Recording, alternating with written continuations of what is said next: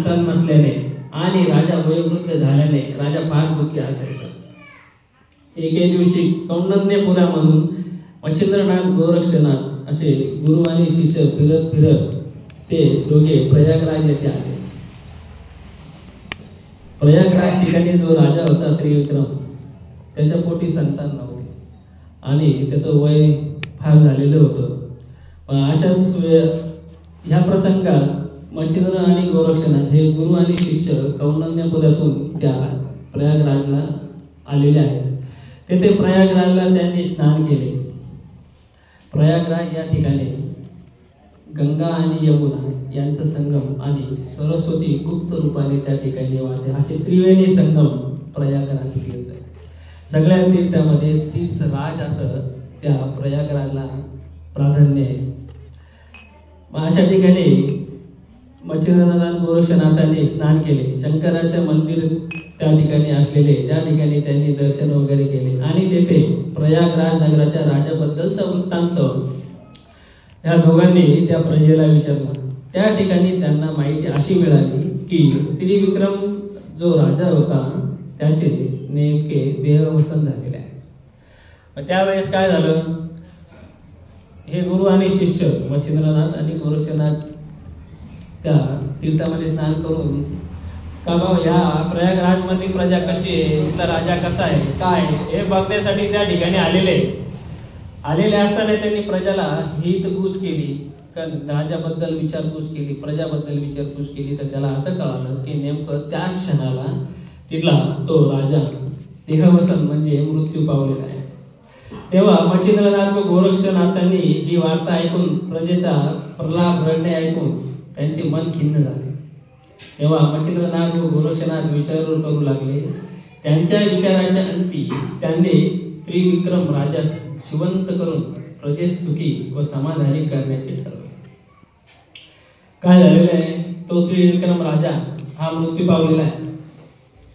पण या दोघांनी गुरु शिष्याने विचारपूस जशी केली तर गावामध्ये त्यांना असं निदर्शनास आलं की हा राजा इतका पुण्यवान आहे, इतकं त्यांनी प्रजेला जीव लावलेला आहे, इतकं प्रजेला त्यांनी आई आणि बापाचं प्रेम दिलेलं आहे की ही प्रजा इतकी दुःखी झालेली आहे की त्या राजाबद्दल एकदम अंतःकरणातून शोक करते, काकुलती येते की एवढा आमचा प्रजापालक राजा हा गेला. म्हणून त्या प्रजेला इतकं दुःख झालेलं आहे. तेव्हा मच्छिंद्रनाथ आणि गोरक्षनाथांना त्या प्रजेचा कळवळा बघून साधू संतांना प्रजेचा कळवळा स्वतःच्या हृदयामध्ये सुद्धा येतोच, किती कठोर असू द्या त्यांना तो पाझर फुटतो. आणि ह्या जनांचे या जगाचा उद्धार कसा होईल ह्या आशेमध्ये साधू संत फिरत असतात.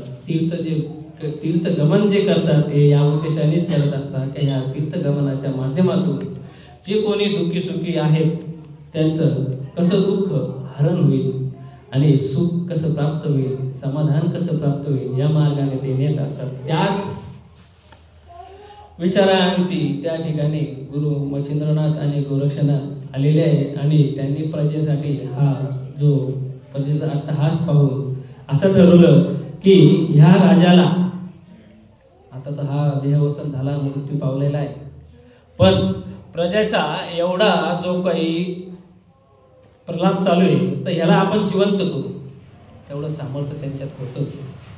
म्हणून त्यांनी हा विचार ठेवला. त्यानंतर मच्छिंद्रनाथ व गोरक्षनाथ म्हणू लागले, त्यांना विचारू लागले, त्यानंतर त्रिविक्रम राजा जिवंत करू, प्रजे सुखी व समाधानी परत एकदा करू. त्यांनी त्या अनुषंगाने त्यांच्या अंतर्यामी दृष्टीने आतमध्ये शोधून बघितले असता मच्छिंद्रनाथ असे समजले की त्रिविक्रम राजा हा ब्रह्मलीन झाला आहे. आता या ठिकाणी त्रिविक्रम राजा ब्रह्मलीन झाला म्हणजे काय, ज्याच्यासाठी मनुष्य जन्म मिळतो ती ध्येय जे ते त्यांनी साध्य केलेलं आहे. म्हणजे काय, त्याचा आत्मा हा परमात्म्यामध्ये लीन झालेला आहे. त्याला परत जन्म नाही आणि परत मृत्यू नाही. म्हणजे या 84 योनी फेऱ्या फिरण्याचा जो क्रम आहे हा त्यांनी त्याच्या पुण्याच्या जोरावरती, त्याच्या भक्तीच्या जोरावरती त्यांनी साध्य केलेला आहे. म्हणजे याला किती जरी प्रयत्न केले तर त्याचा आत्मा परत या ठिकाणी जाणू शकत नाही, असं मच्छिंद्रनाथाला अंतर्यामी दृष्टीने लक्षात आलं. ब्रह्मलीन म्हणजे त्यांच्या आत्म्याची ज्योत भगवंतात लीन होणे, त्याला ब्रह्मलीन म्हणतात. आणि हा मनुष्य जन्म सुद्धा त्याच्यासाठीच आपल्याला सगळ्याला भेटलेला आहे. तेव्हा गोरक्षनाथ आपले गुरु मच्छिंद्रनाथ यांना म्हणतात की मी त्रिविक्रम राजा जिवंत करतो. काय म्हणाले? गोरक्षनाथांनी अंतर्यामी दृष्टीमध्ये झाकून न बघता असं वाक्य वापरलं की मी या त्रिविक्रम राजा जिवंत करतो. कशाच्या जोरावरती? त्यांनी केलेले जे तप आहे, जे त्यांच्याकडचं सामर्थ्य आहे, या सामर्थ्याच्या जोरावरती त्यांनी गुरुला हा विषय मांडला की मी ह्या राजाला जिवंत करतो. ह्या प्रजेचे दुःख मला आता भोगवल्या जात नाहीये. ही प्रजा इतकी दुःखी झालेली आहे, इतकी कष्टी आहे. ह्या राजाला जिवंत करणं आपलं कर्तव्य आहे आणि ह्याला मी जिवंत करेन. तेव्हा गुरु मच्छिंद्रनाथांनी त्यांना सांगितलं, अरे गोरक्षनाथा, हे शक्य नाही. त्यावर श्री गुरु गोरक्षनाथ म्हणतात, जर त्रिविक्रम राजा माझ्याने जिवंत न झाल्यास मी अग्निकाष्ट घेणार. गुरु शिष्याचा वार्तालाप चालू आहे. शिष्य गुरुला म्हणतोय की मी ह्याला माझ्या सामर्थ्यावर जिवंत करेलच. पण पुढचा विचार भाग न बघता शिष्याने गुरुला हे वाक्य वापरले. पण गुरु सामर्थ्यवान आहे, शांत स्वभाव, स्थैर्य, संयम आणि शांतता ही पूर्णतः मच्छिंद्रनाथांच्या अंगी ठसून भरलेली होती. त्यांनी अंतर्यामी दृष्टीने अगोदरच बघून घेतलेलं होतं की हा राजा आता परत जिवंत करता येणारच नाही.